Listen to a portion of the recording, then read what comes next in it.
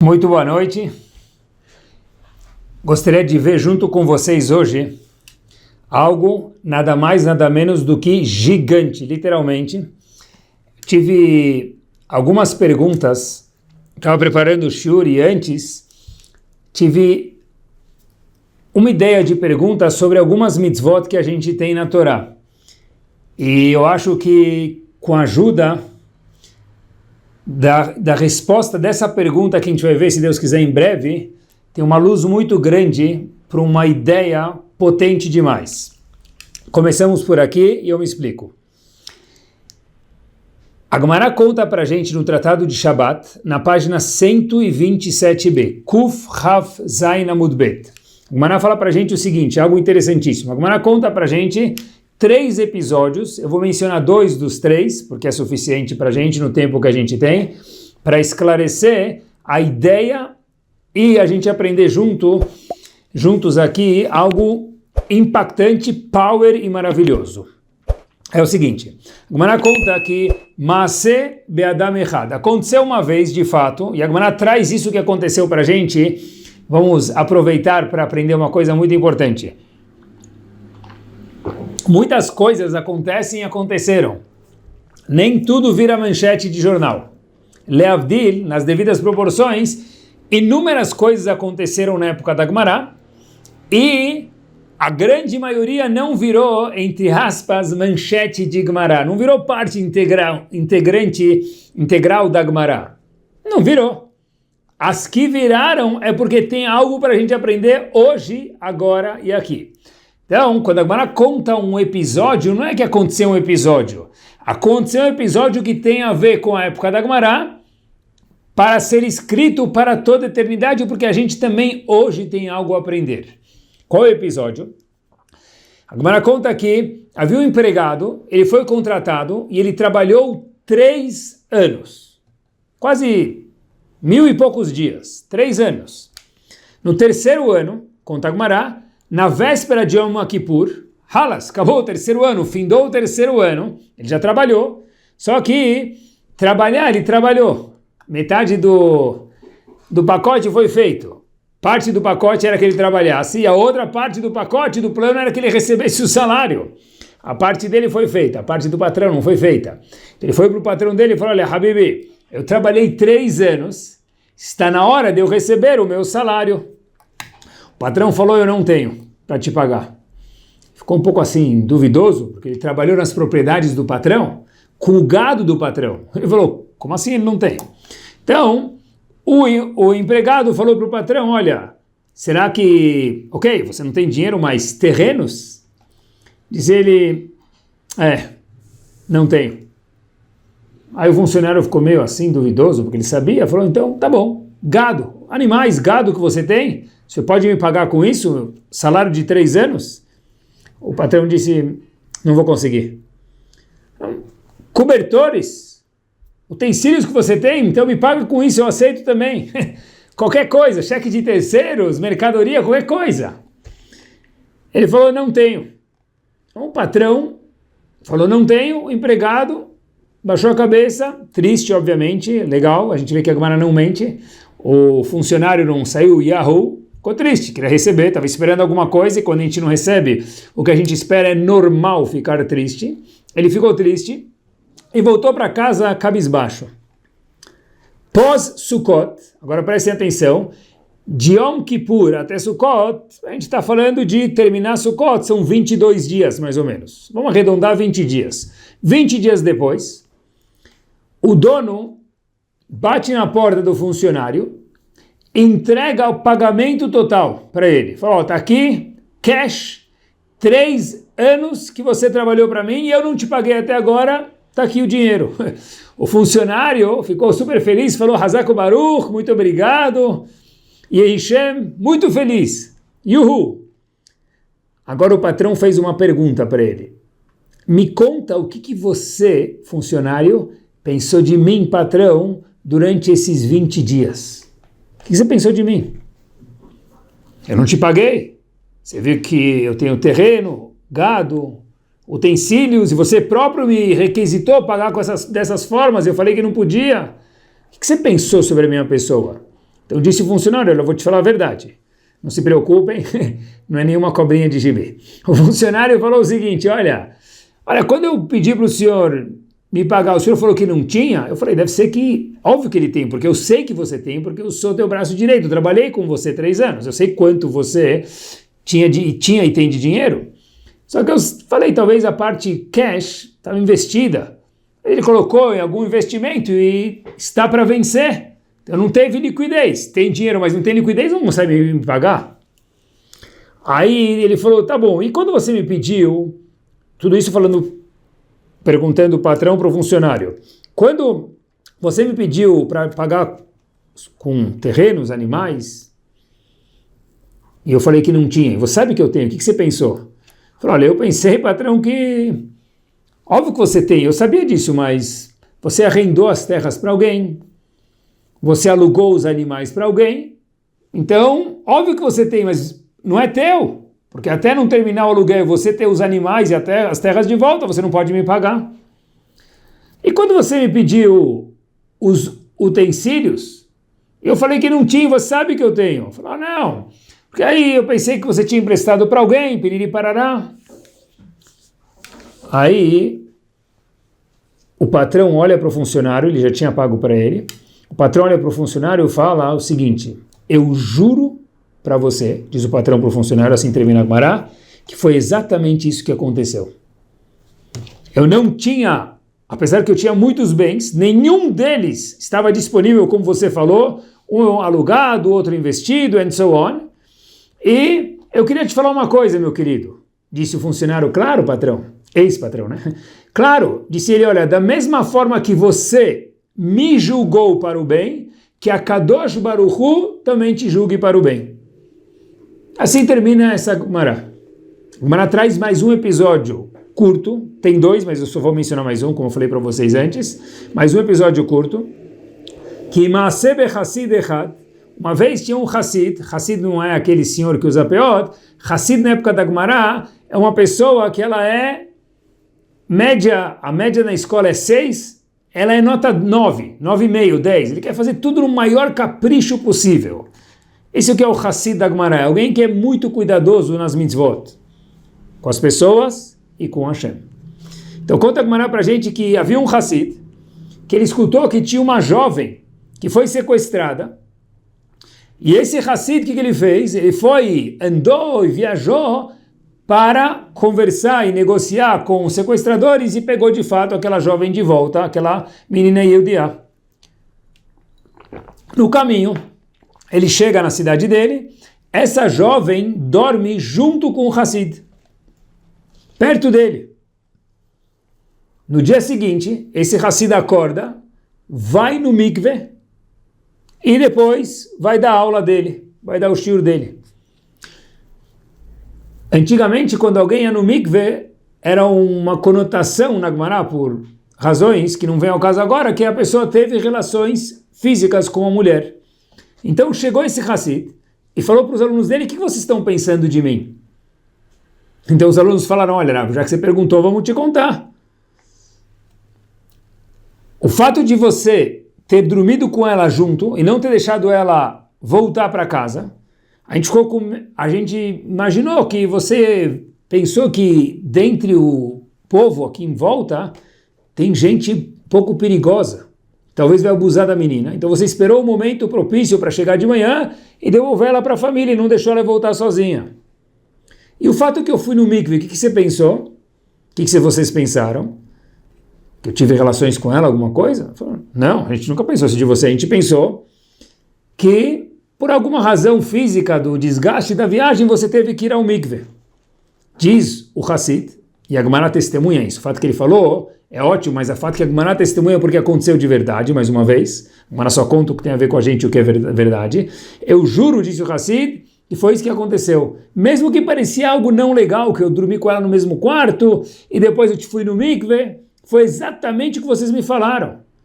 Eu me precavi para preservar ela, e eu fui no mikve por uma razão de ter viajado.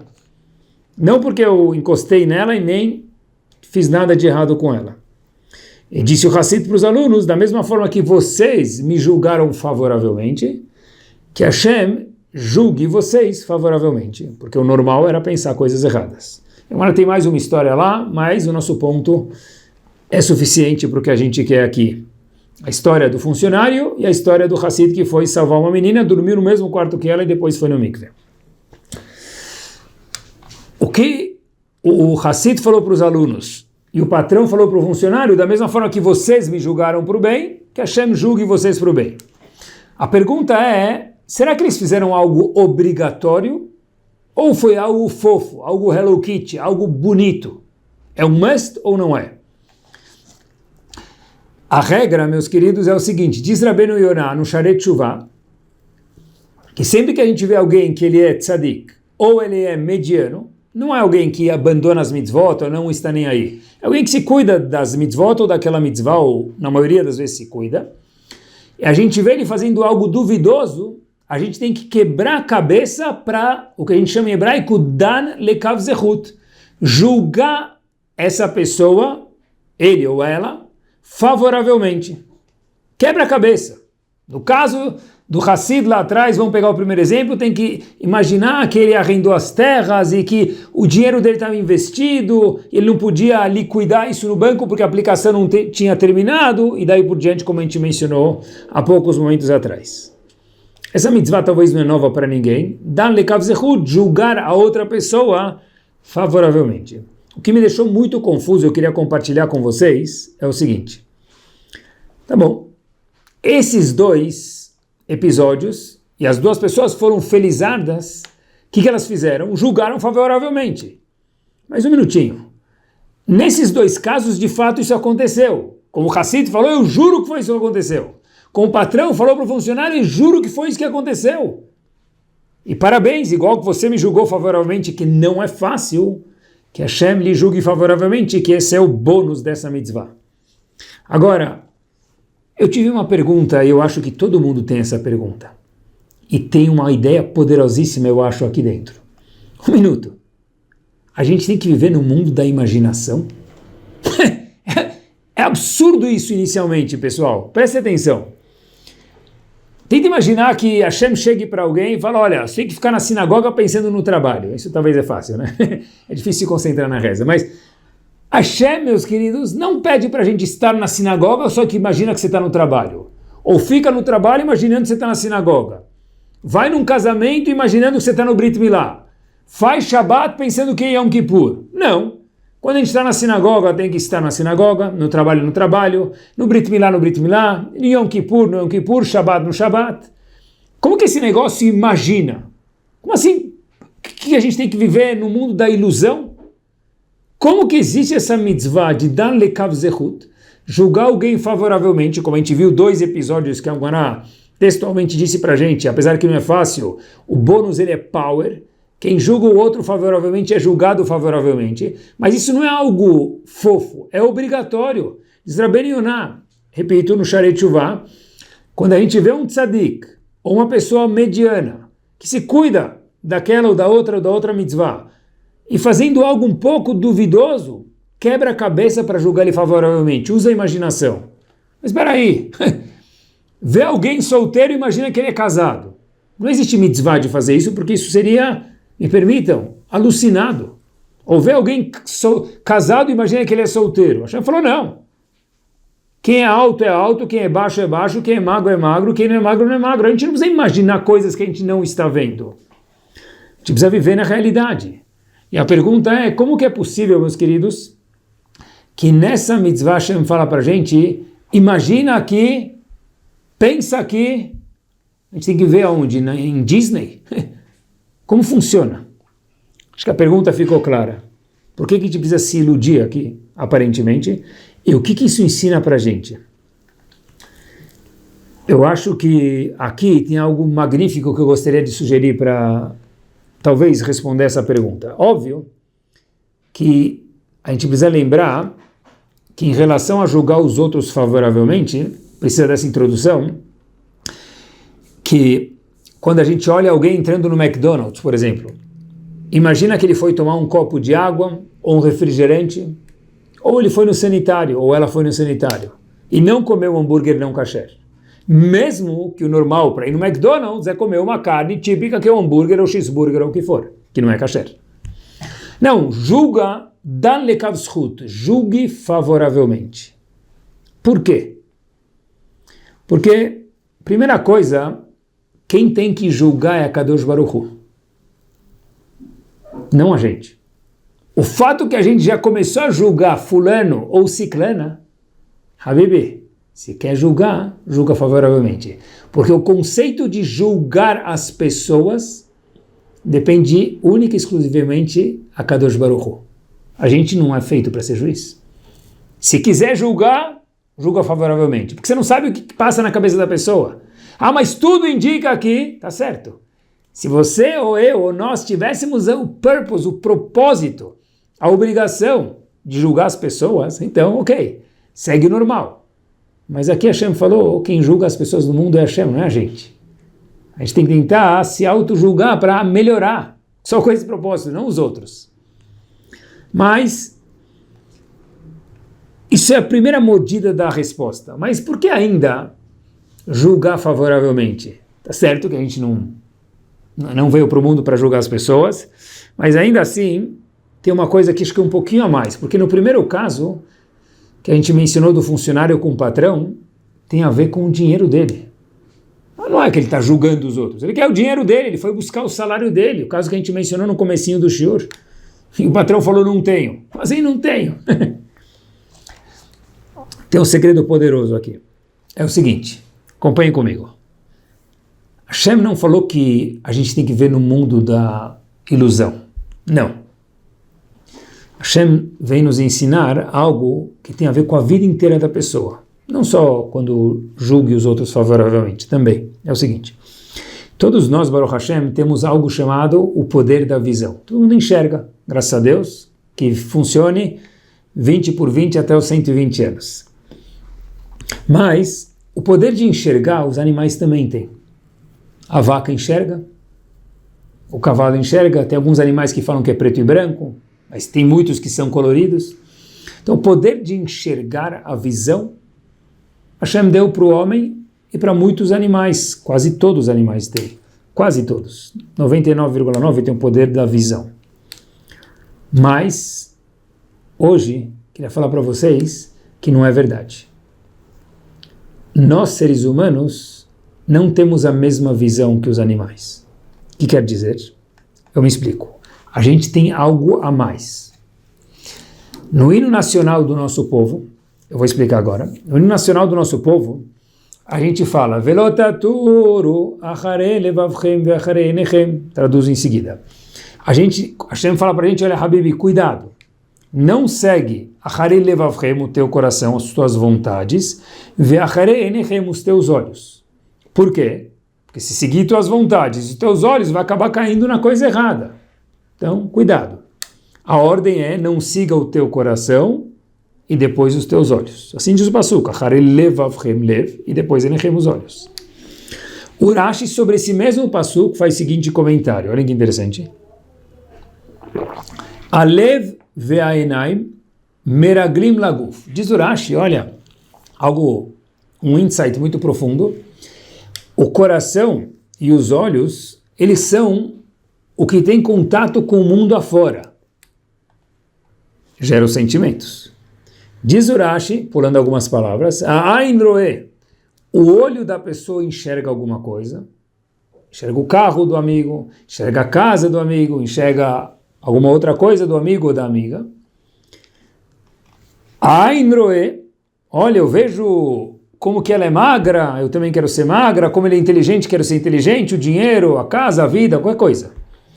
A Ain Roe, o olho enxerga, diz o Rashi, Alev Homed, o coração fica com vontade de ter aquilo. Ve'aguf oseta verá. E depois é fácil, o corpo já vai querer fazer a verá. Então o Rashi fala que o olho enxerga, posteriormente o coração deseja, e por último o corpo vai fazer o que é de errado. E o Pasuk fala para a gente, cuidado, não faça isso. Mas olha que interessante, no Pasuk está escrito, não siga o levavchem, o coração, e depois os olhos. Tudo começa no coração. O Rashi fala, cuidado, porque o olho enxerga, o coração fica com vontade e depois o corpo faz. Como assim? O Rashi está explicando o Passuco, mas o Passuco fala que é primeiro o coração, depois o olho. E o Rashi fala que não, psicologicamente funciona diferente, que o olho enxerga, o coração fica com vontade, aí o corpo faz. O Rashi está explicando o Passuco na ordem oposta ao que o Passuco fala. Como isso é possível? Rashi vem ensinar para a gente uma coisa interessante. O que acontece? De fato, para fazer a verá, é assim mesmo, diz Rashi. Depois que o olho enxergou, o coração fica com vontade, assim está escrito no Rashi, e o corpo faz. Ah, por que o Passuco falou então, primeiro não segue o teu coração e só depois o teu olho? A resposta, dizem Chachamim para a gente, é muito simples. O Rashi está falando para a gente o processo para a pessoa chegar a agir. Encostou da cadeira do amigo dele. Ele ficou olhando, ficou com vontade, coração incendiou de vontade, espera ninguém está olhando, ele vai roubar a carteira, a cadeira, a esposa, o lustre, e daí por diante, do vizinho. Agora olha que interessante. E o Passuco está falando para a gente o seguinte, é verdade. Mas os olhos só vão enxergar o quê? O que o coração está pronto a ver.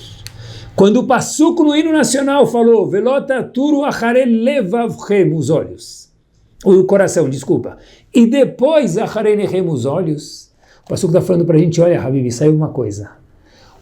Os teus olhos só vão enxergar o que o coração está predisposto a ver. Lota turu acharei levavchem, ve'acharei nechem. Agora, diz o Rashi, porque se teu olho enxergar já do jeito errado, teu coração vai ficar com vontade, porque o coração é onde borbulha a vontade e depois o corpo vai fazer. Ou seja, visão animais têm. Poder de escolher como enxergar algo, isso somente nós temos, seres humanos. Tem uma história famosa, que eu nunca tinha entendido, mas hoje eu entendi, do Rebbe de Barditchev, que uma vez, o Rebbe de Barditchev sempre olhava de uma forma esplêndida para as situações. O Rebbe de Barditchev uma vez estava andando com os alunos, e viu um Yehudi arrumando a carroça dele, trocando o pneu da carroça, de tefilin. O Yehudi estava de tefilin, arrumando alguma coisa na carroça, no pneu, tudo abaixado na lama, mexendo na carroça. Então havia umas pessoas junto com o Rebbe de Barditchev que falavam para ele, olha, Rav, que feio, que esse senhor pelo menos tirasse o tefilin antes de entrar na lama para mexer na roda da carroça que enguiçou, de tefilin, tirasse o tefilin, em respeito ao tefilin, e depois arrumasse a roda da carroça. O Rebbe de Barditchev olha para o Shammai e fala, Hashem, olha como são os seus filhos. Até para fazer algo muito simples, como mexer na carroça, eles não conseguem se desprender das mitzvot, e junto com o tefilin, não é só na sinagoga, eles vão até fora, quando tem que trocar o pneu da carroça, eles fazem até isso, com o tefilin para estar ligado com as mitzvot. Fiquei pensando comigo, qual que é o verdadeiro? Os alunos ou o Rebbe de Barditchev? Aqueles que estavam acompanhando o Rebbe falaram, devia ter tirado o tefilin, falta de respeito. O Rebbe falou, contrário, eu vejo outra coisa aqui dentro. Eu vejo alguém que não consegue se desligar das mitzvot junto com o tefilin. A pergunta é, quem está certo? A resposta é, ambos estão certos. O cenário dá espaço para os dois serem verdadeiros. Agora, a vaca, o boi, o cachorro tem a visão. O que ele vê é assim. O ser humano escolhe como interpretar a visão dele. O Passuco falou, Taturu acharei levavchem ve'acharei nechem.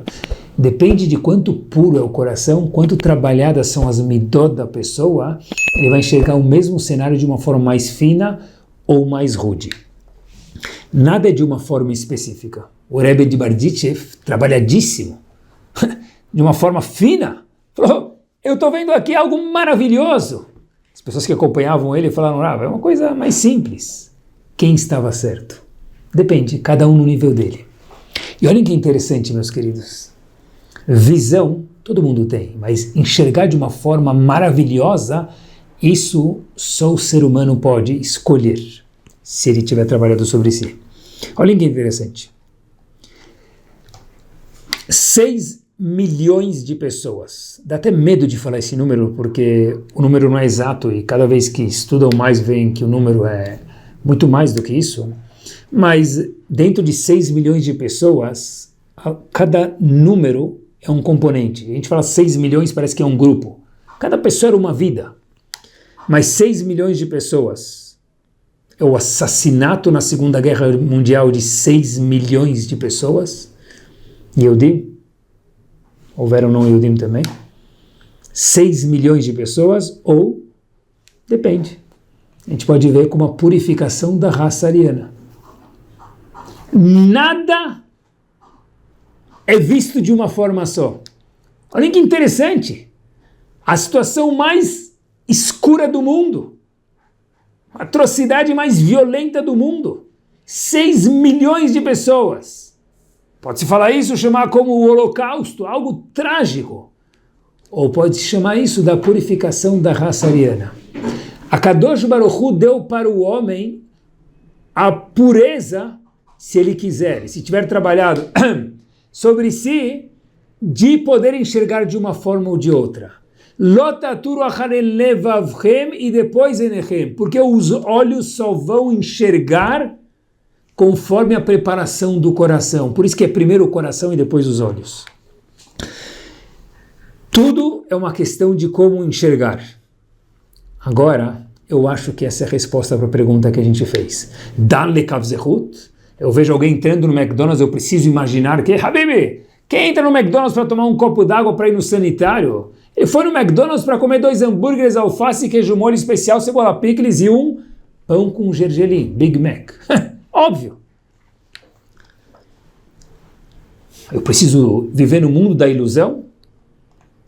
O Hassid tinha que imaginar que o patrão dele, os alunos tinham que imaginar que o professor deles dormiu com aquela menina na história que a gente mencionou no começo do shiur. É uma coisa, aconteceu, na história aconteceu, naquelas duas, mas não é normal isso. A gente vive no mundo da ilusão ou no mundo da realidade? A resposta é, a gente decide como a gente quer ver a realidade do mundo. A mitzvah de Dan lekav zehut, fora que a gente falou que na verdade o Yehudi não tem a permissão de ficar julgando os outros, se vai julgar, julga favoravelmente, mas por que precisa ser de uma forma plus, sorridente? Inventa um lado bom para a história.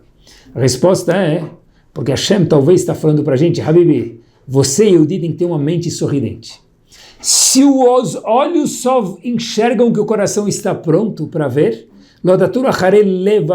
primeiro o coração e depois olhos, então disse Hashem para a gente o seguinte, olhem que potente, tenha um coração sorridente, que você vai ver a situação mais estranha do mundo de uma forma sorridente. Óbvio, quando são coisas objetivas que a gente precisa fazer, então tem o Shulchan Aruch. Mas quando a gente vai julgar os outros, Hashem falou, julga positivamente, por quê? Porque Hashem está falando para a gente, aqui mora a mitzvah de ser uma pessoa positiva, otimista, feliz, sorridente para o mundo e não viver a vida procurando os 7 erros. A gente lembra no livrinho lá de atividades, tinha aquele jogo dos 7 erros. Tem gente que passa a vida inteira jogando o jogo dos 7 erros. Meus queridos, a pilha tem um lado positivo e negativo. Qualquer pilha, bateria tem um lado positivo e negativo.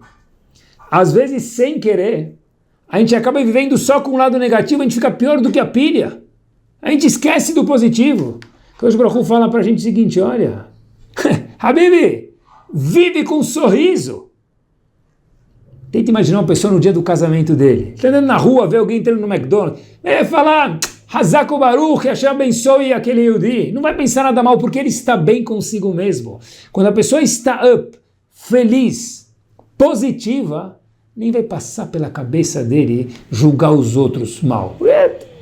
Que Hashem abençoe cada pessoa que passa à nossa frente. Contam que havia 2 formigas passeando na rua e tinha um buraco entre... Tinha um terreno com um buraco e depois continuava o terreno do outro lado. E a formiga olhando para baixo viu um buracão, era como o Grand Canyon para ela. Só que tinha uma pedra em cima desse buraco ligando um lado ao outro. As 2 formigas viram aquela pedra que ligava um lado ao outro por cima do buraco e Uma disse, uau, que sorte! Acabamos de encontrar uma ponte. A outra formiga diz para si mesma, temos uma pedra gigante no nosso caminho. A gente escolhe como olhar. É o mesmo cenário. Uma formiga olhou, e a gente replica isso nas nossas vidas sempre. Uma formiga olhou para isso como o quê? Uma ponte para chegar de um lado ao outro. Crescimento.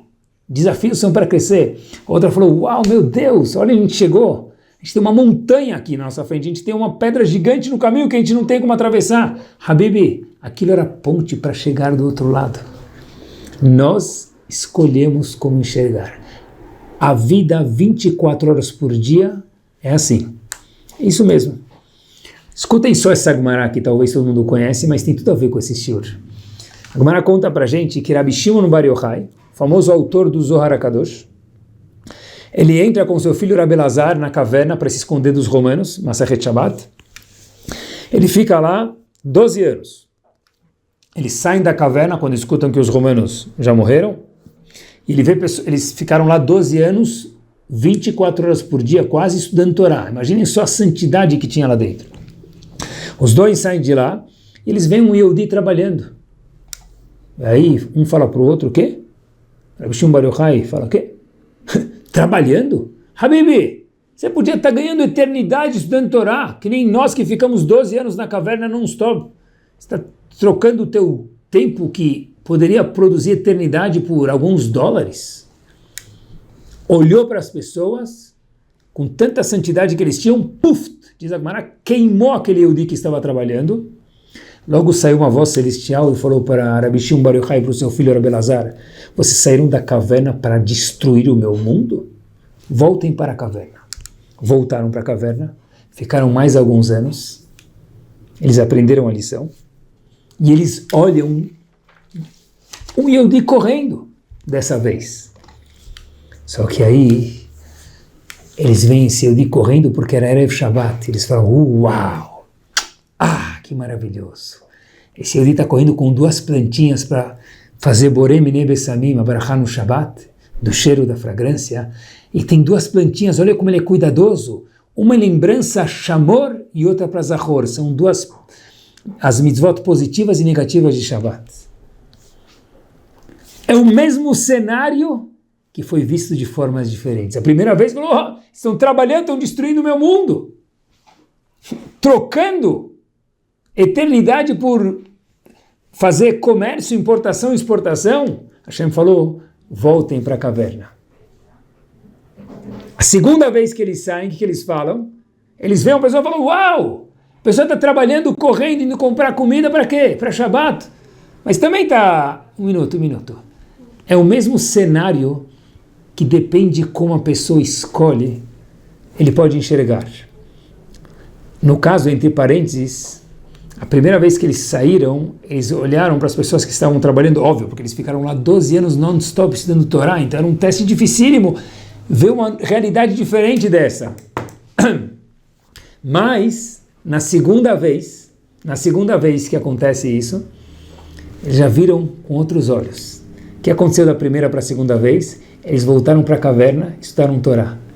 Deviam ter ido para Miami, no Aventura Mall, fazer compras para curtir um pouco mais a vida, entender que a vida não era só Torá. Qual foi o remédio? Volta a estudar Torá, e aí você tem que enxergar o mundo que tem gente que precisa trabalhar e pode trabalhar. Então mostra pessoas passeando, indo se divertir. A resposta é que a Torá Kedoshá, quando estudada de forma correta, como Sar, ela é a resposta verdadeira para tudo. Até para entender pessoas que não estudam Torá. Nós escolhemos como enxergar a vida, como enxergar a nossa vida, como enxergar Yehudim que são diferentes da gente. É isso mesmo. Segunda-feira. A gente tem muita gente que acorda igual o Garfield. Segunda-feira de novo, ai meu Deus, não pode ser, bem que hoje podia ser sexta.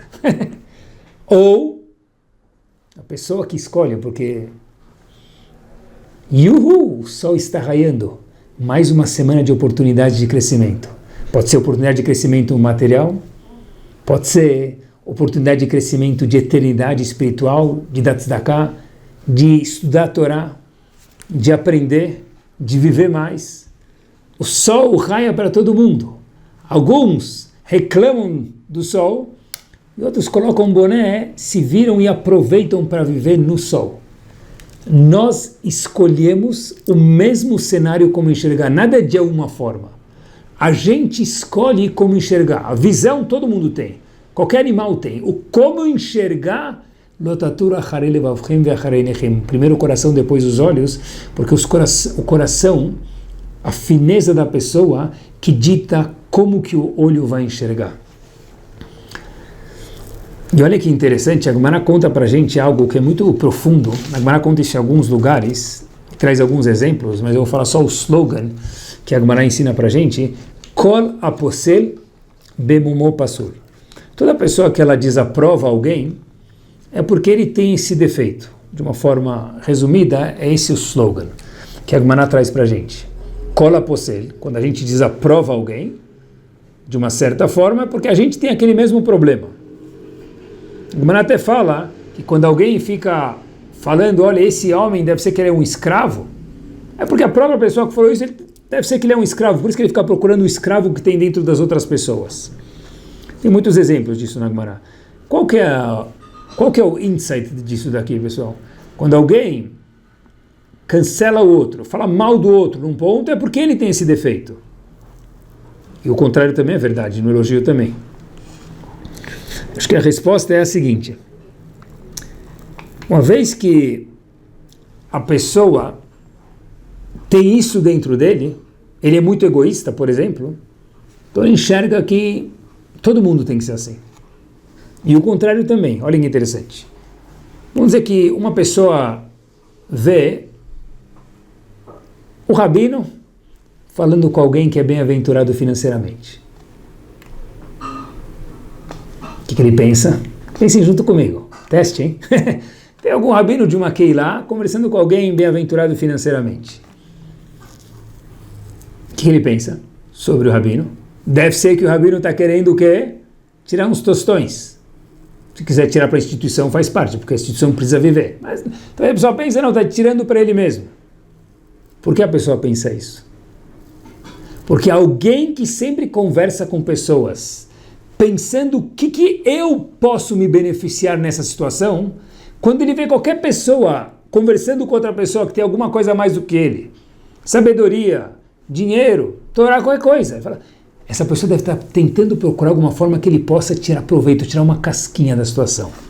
Já alguém que pensa sempre em ajudar os outros, um altruísta, ele cuida de si, porque a Torá preza que a gente cuide, cada um de si próprio, mas ele pensa em ajudar os outros.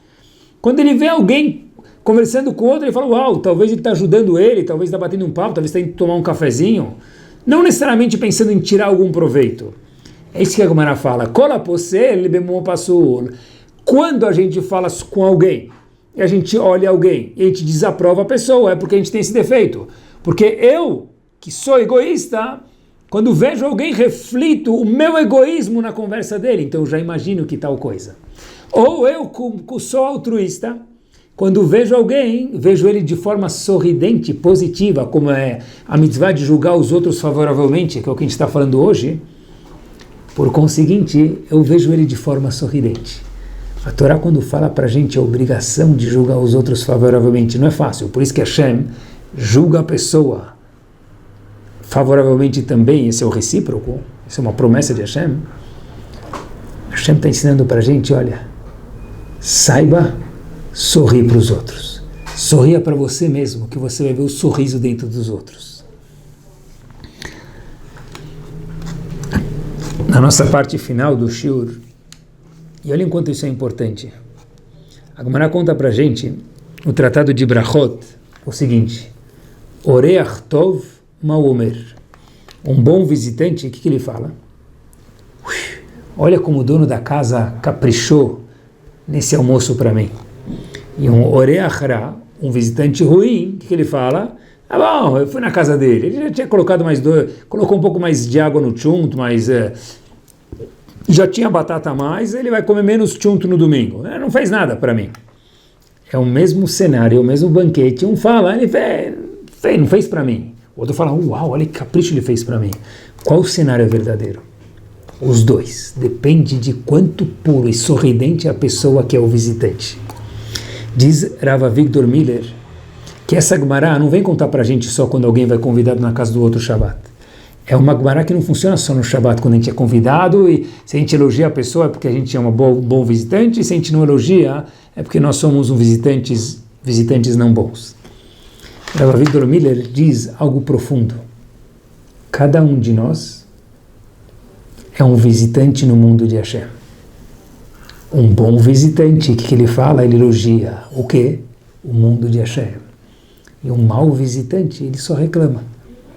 Uma pessoa, por exemplo, olha como o Brasil, a economia do Brasil, do mundo, pandemia, a pessoa vive cada vez procurando reclamação. Essa pessoa, diz Rav Avigdor Miller, é o que a Gemara chamou de Orei Achra, é um mau visitante no mundo de Hashem. E o mais importante é o que a gente preza ser, um bom visitante. Ele elogia o mundo de Hashem. É isso aí. Tá certo, tem buracos nas ruas do Brasil, mas tem tanta coisa boa. Esquece os buracos, desvia deles. Mentalmente, sorridentemente e fisicamente. Olha quanta coisa gostosa tem onde cada um de nós mora. Tem coisas ruins, mas a gente escolhe como olhar. Eu vi uma vez, mais de uma vez, mas talvez é um exemplo curioso que talvez alguns já tenham visto, senão queria só descrever para vocês que a gente tem, uma vez eu vi uma pessoa chegou numa palestra, pegou um papel e perguntou para as pessoas o que eles estavam vendo num papel muito, muito, muito grande. Todo mundo olhou, e as pessoas olharam e falaram, o que vocês estão vendo? Todo mundo falou, a gente está vendo um ponto preto nesse papel. E o outro, e assim perguntou para algumas pessoas, todo mundo falou, a gente está vendo um ponto preto aí no centro do papel. Esse palestrante falou o seguinte, aproximou o papel das pessoas, a imagem, e falou o seguinte, o papel tem 6.000 quadradinhos. O papel quadriculado tinha 6.000 quadradinhos, pequenos. O ponto preto que estava no papel fazia parte de um dos quadrados. Havia mais 5.999 quadrados em branco. A gente escolhe num papel inteiro enxergar um ponto preto, que é 6.000 avos de um papel, ou enxergar os 5.999 quadrados brancos no papel. Só o homem pode escolher ver a forma sorridente ou a forma azeda do dia, da vida, de tudo. É uma pedra, que é uma ponte, no exemplo da formiga anteriormente mencionado, ou é um empecilho para que a gente continue nossa vida. Tudo é uma questão de sintonia. E com esse pensamento, pessoal, e essa história a gente termina. A verdade é que os jornais, as manchetes, eu nunca vi nenhuma manchete escrevendo tal pessoa casou, tal pessoa se sucedeu, tal pessoa teve brachá. O que o jornal vende para a gente é assassinato, lava-jato, CPI, só muda a data. Tal pessoa roubou, tal pessoa foi desonesta. É isso. Porque é isso que atrai o olho das pessoas, infelizmente. Mas a gente tem que ler nas entrelinhas, que a gente precisa ser informado, a gente precisa escutar o jornal, talvez não tantas vezes, para não ficar azedo. Puxa vida, é verdade, teve um assassinato mas e as outras coisas todas que não tem? Quando alguém conta para a gente que teve um Yehudi que ele foi muito desonesto, ou que ele foi indelicado, é verdade, teve um, mas teve outros 14 milhões que não foram assim. A gente escolhe como enxergar tudo na vida. Up to us. E é por isso, meus queridos, que no Tanakh inteiro tem muitas shirot, cantos. O canto mais famoso que tem, Az Yashir Moshe Bnei Israel, a saída do Mar Vermelho quando os Yehudim saem do Egito e fazem então aquele canto maravilhoso para Kadosh Baruch Hu, que a gente fala todos os dias na Tefilá, atravessando o mar na saída do Egito. Agora prestem atenção. Quantos Yehudim saíram? 3 milhões, aproximadamente. Homens, mulheres, crianças. Isso tudo representava quanto? 20% dos Yehudim. 80% dos Yehudim faleceram na Macá de Roshech, na nona praga no Egito. Ou seja, 3 milhões saíram, 12 milhões faleceram. O que os Yehudim fizeram? Cantaram. Habibi, devia ficar triste pelos 12 milhões que faleceram. Como é que consegue cantar? Quem quiser cantar, acho que essa é a mensagem, sempre vai achar motivo para cantar. Mesmo na tragédia do falecimento de 12 milhões de Yehudim, na praga de Roshech, que a Torá conta para a gente, sobraram 3 milhões. Az Yashir Moshe Uvnei Israel, eles cantaram, porque 3 milhões sobraram. E quem quiser reclamar, jogar o jogo dos 7 erros, vai sempre achar o que reclamar. Up to us. Com essa história a gente termina. A história se passa verdadeira na Yeshiva, a primeira Yeshiva Ashkenazi mais antiga de Israel, chamada Yeshiva Etz Chaim. E para incentivar os alunos que eram muito pobres, naquela época, do começo da história da terra de Israel, da Yeshiva de Etz Chaim, os Yehudim eram muito pobres, uma situação precária financeiramente. Então, na Yeshiva incentivavam com o estudo ganhar algum prêmiozinho. E um dos alunos, Shlomo, tinha 7 anos de idade, ele estudava, e quando o professor, o Rav, ia dar um prêmio, ele falava, em vez do prêmio, em vez do livro, em vez da chuteira, em vez do que o professor dava, uma caneta bonita, eu quero dinheiro. Tá bom, ganhou, pegou dinheiro. Segunda vez, teve mais um estudo, quem está tanto tempo, está tão bem, esse menino Shlomo ganhou de novo, e o professor foi dar para ele um livro, ele falou, olha, eu quero o valor do livro. O professor ficou o Rav ficou um pouquinho chateado, falou, cada vez que eu vou dar para ele algum prêmio, ele em troca pede dinheiro. O que ele faz com esse dinheiro? O Rav, preocupado com o menino, para saber qual o paradeiro do dinheiro, e se estava fazendo bem para o menino ou não, foi seguir o menino. Ele vê o menino indo atrás, com dinheiro, as economias indo para uma loja. Não era uma loja de livro, não era uma loja de brinquedo, uma loja um pouco diferente, estranha. O Rav segue esse menino Shlomo de 7 anos de idade, ele entra lá, e o menino sai com um pacotinho na mão, uma loja muito diferente. O Rabino não se conteve e falou para o menino Shlomo, desculpa querido, mas os meus presentes não são suficientes para você, que você precisa pegar o dinheiro e entrar nessa loja, nem sei o que você comprou aí dentro. Shlomo, com toda delicadeza, o menino de 7 anos de idade, fala, Rav, eu queria muito poder ter os seus prêmios. Então disse para ele, então, por que você pega dinheiro? Disse Shlomo, por que eu pego o dinheiro? Porque eu tenho uma mãe que tem problemas auditivos. Então eu guardei todos esses prêmios para somar ao valor de um aparelho auditivo para poder comprar para minha mãe. Por isso que eu estou com esse pacotinho hoje tão feliz, que eu consegui com todo o dinheiro que eu ganhei em todos esses prêmios desses últimos períodos, comprar um aparelho auditivo para minha mãe. Isso não é maravilhoso, Rav? Kibud Avaim. Olha que legal. Quando o professor viu isso, o Rav viu isso e falou, uau! Uau! Ele trocou ganhar brinquedos para poder comprar algo para a mãe dele. Pequeno Shlomo cresceu e virou nada mais, nada menos que Rav Shlomo Zalman Auerbach. A gente escolhe como enxergar cada situação. Que a gente possa, Bezat Hashem, ver a nossa vida, o nosso mundo de uma forma sorridente e que a Kadosh Baruch Hu de volta possa sorrir para cada um de nós. Muito boa noite.